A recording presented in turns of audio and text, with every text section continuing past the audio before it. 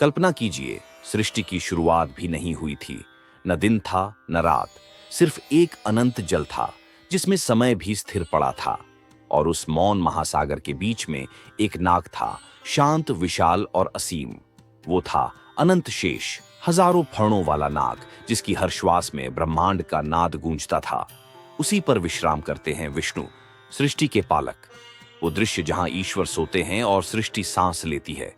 अब कल्पना बदलिए, ऊपर नहीं भीतर देखिए।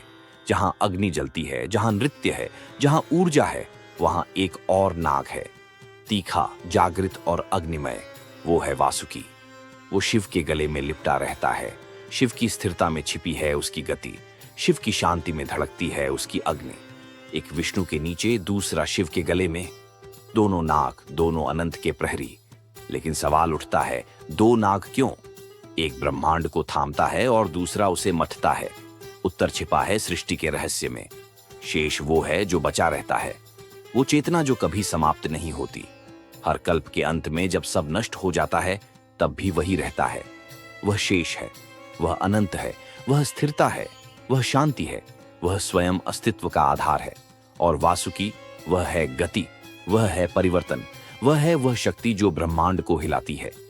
जब देवता और असुर अमृत की खोज में समुद्र मंथन करते हैं, तब वासुकी ही वह रस्सी बनता है जिससे सृष्टि मत्थी जाती है। उसके फनों से निकलता है विष, हालाहल, और उसके भीतर से उठता है अमृत। वह कर्म है, वह तप है, वह गति है जो जीवन को जन्म देती है। इसीलिए जहां शेष सृष्टि को संभालता है, वहीं वासुकी उसे चलाता है। एक स्थिरता का प्रतीक है, दूसरा क्रिया का। एक योग है, दूसरा तांडव। विष्णु शेष पर विश्राम करते हैं क्योंकि सृष्टि के बीच में स्थिरता आवश्यक है। शिव वासुकी को धारण करते हैं क्योंकि विनाश और सृजन दोनों के लिए ऊर्जा चाहिए। पर शायद सबसे गहरा रहस्य यह है, दोनों नाग विरोधी नहीं हैं, वे एक ही सत्य के दो रूप हैं। शेष वो है जो भीतर शांत है, वासुकी वो है जो बाहर प्रकट होता है।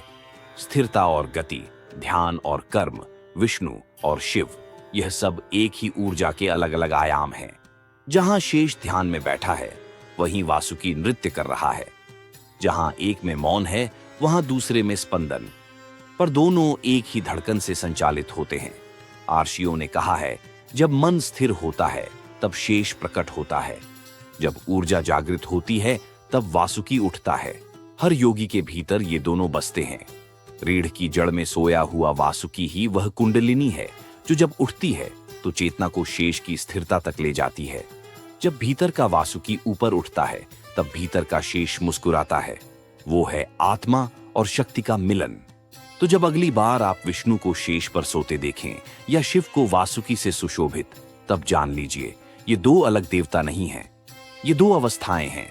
एक ही ब्रह्म के दो रूप, शांति और शक्ति, स्थिरता और स्पंदन, ध्यान और तांडव।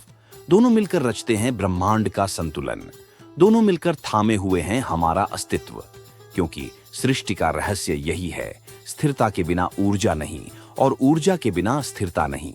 यही है शेष और वासुकी का रहस्य। यही है ब्रह्मांड का संतुलन।